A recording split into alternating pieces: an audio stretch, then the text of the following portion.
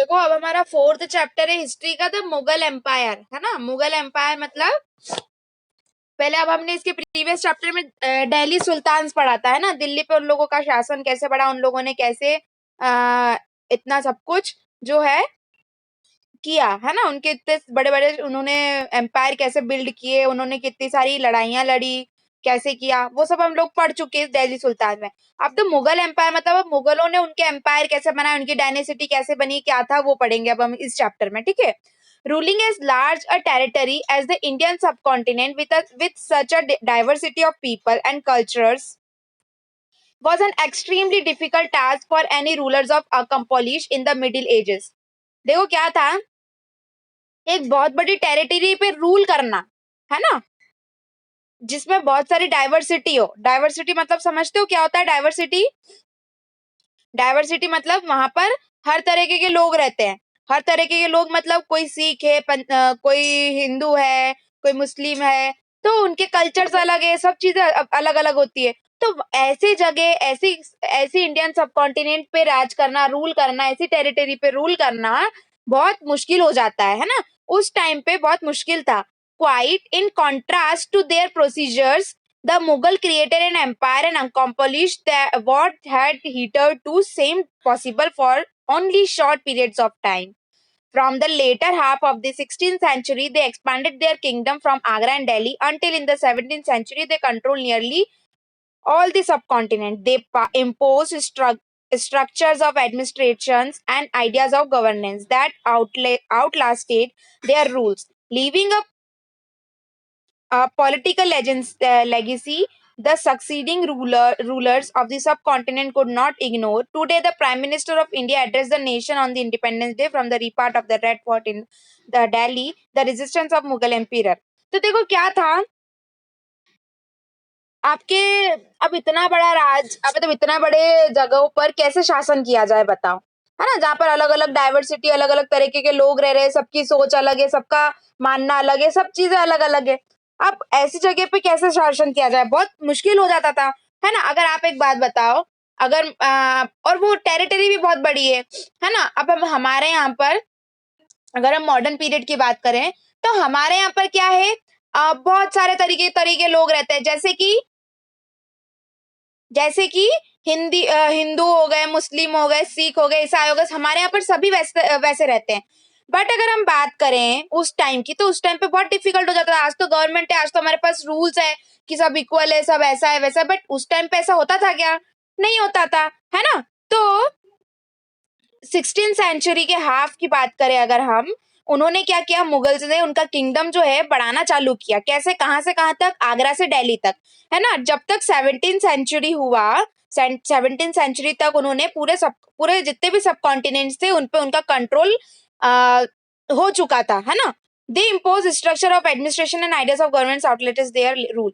उन्होंने क्या किया, उन्होंने उनके रूल्स, आइडियाज ऑफ गवर्नेंस, सब चीजें उन्होंने निकाली। Living a political legacy and that succeeded the rule of companion in growth. उन्होंने क्या किया, उन्होंने सब इलेक्शंस तो नहीं उस टाइम पे थे, पर उन्होंने एक गवर्नमेंट सेटअप की, ठीक है, कि अब हमको रूल करना है तो हम कैसे करेंगे, एक गवर्नमेंट बना करके, एक रूल्स बना करके हम लोग क्या करेंगे, अब रूल करेंगे, ठीक है। आज अगर हम हमारे प्राइम मिनिस्टर को देखें, तो पूरे नेशन को वो कैसा ट्रीट करता है, इंडिपेंडेंस, है ना। वो इंडिपेंडेंस डे पे कहां पर तिरंगा फहराता है? रेड फोर्ट पे। रेड फोर्ट किसने बनाया था? मुगल्स ने बनाया था, ठीक है। मुगल्स का रेसिडेंस था रेड फोर्ट, है ना।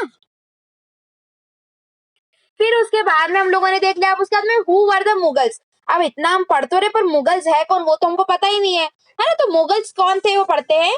The Mughals were descendant of two great lineages of the rulers from their mother side. They were descendants of Genghis Khan, died 1227, the Mughal ruler who ruled over parts of China and Central Asia from their father's side. They were the successors of Mughals. तो Mughals जो थे वो दो rulers के क्या थे, वंशज थे, दो रूलर्स के। तो दो रूलर्स कौन कौन से थे? To greater लेनिगेज। लेनिगेज का मतलब होता है वंशावली, है ना। मतलब दो रूलर्स की आगे की पीढ़ी थी वो, है ना, मुगल्स। तो from there mother side they were descendant of Ganges Khan. तो उनकी मम्मी के साइड से वो किसके किसके वंशज थे? गंगेज खान के। और अगर उनके फादर की साइड से देखा जाए तो वो किनके उस पे थे? तैमूर, डेट 1404। तो जो गंगेज खान थे वो कौन से उन्होंने कहाँ पर रूल किया था? चाइना और सेंट्रल एशिया के पार्ट्स पे उन्होंने रूल किया था गंगेज खान ने, है ना। मुगल्स जो थे वो दो लोगों के क्या थे? वंशज थे। कौन कौन से? मदर की साइड पे देखा जाए तो गंगेज खान, और फादर की साइड पे देखा जाए तो तैमूर, है ना। जो तो तैमूर थे उन्होंने कहाँ कहाँ पर रूल किया था? ईरान, इराक, मॉडर्न डे तुर्की, है ना। तो यहाँ यहाँ पर उन लोगों ने क्या किया था? राज किया था। However, the Mughals did not like to be called Mughals or Mongol. This is was because Ganges memory was associated with the massacre on innumerable people. It was also linked with the Uzbeks, their Mughal competitors. On the other hand, the Mughals were proud of the Timurid ascentry, not least all of because the great ancestor and captured Delhi in 1398. तो क्या था कि जो Mughals थे उनको मुगल नहीं बोला जाता था, उनको मुंगल भी बोला जाता था। MONGOL सॉरी, मुगल्स और मुंगल भी बोला जाता था, ठीक है। ये इसीलिए बोला जाता था क्योंकि गंगेज खान की मेमोरी में, मतलब उनको याद करते हुए इनको मुगल बोला गया था। आया समझ में? मुगल क्यों बोला जाता था उनको? मुगल कौन थे? ये दो ग्रेट वंशावली के वंशज थे। मदर की साइड पे देखा जाए तो गंगेज खान, और फादर की साइड से देखा जाए तो तैमूर। इन लोगों ने अपने अपने टाइम पर काफी राज किया, है ना। दे celebrate their genealogy, spectrology, each rule getting a picture made of Timur and himself. Take a look at picture 2, which is somewhat like a group photograph. तो देखो क्या था, वो हर चीज को जो उनकी क्या करते थे? सेलिब्रेट करते थे, है ना। हर चीज को कौन सेलिब्रेट करता था? तैमूर, ठीक है। तैमूर की बात हो रही है, वो हर उनकी चीज को क्या करते थे? सेलिब्रेट करते थे। आप अगर यहाँ पर एक फोटो देख रहे होगे तो उनका कौन सा? ये ग्रुप फोटो है ना। वो हर चीज को क्या करते थे? कैप्चर करके रखते थे।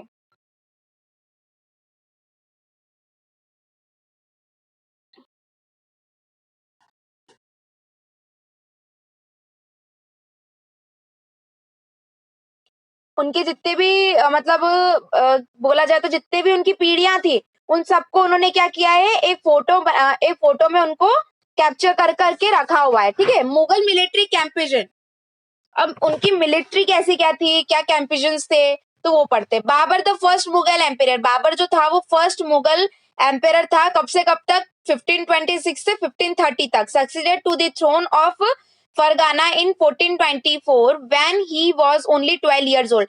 बाबर ने सबसे पहले मुगल एम्पायर जो था उन्होंने जीता था, ठीक है। उन्होंने गद्दी संभाली थी कहाँ की? फरगाना की, है ना।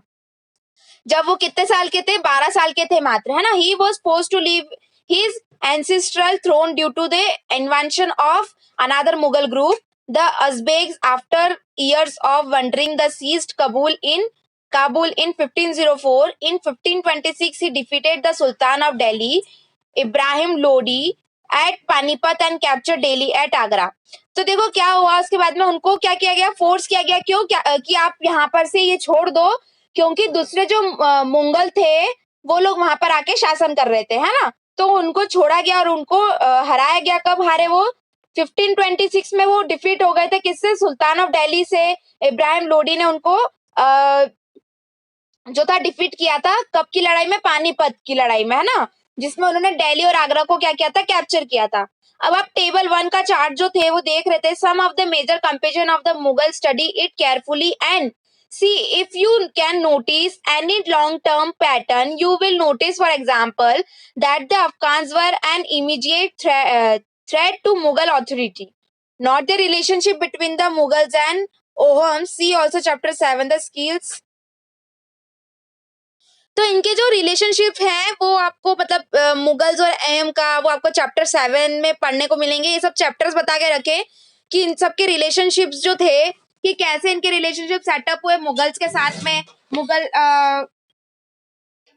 उनका मतलब हुमायूं का रिलेशनशिप साफिद ईरान के साथ में कैसा था, है ना, अकबर से कैसा था। तो वही सब आपको ये चैप्टर्स 7th 8th चैप्टर्स में पढ़ने को मिलेगा।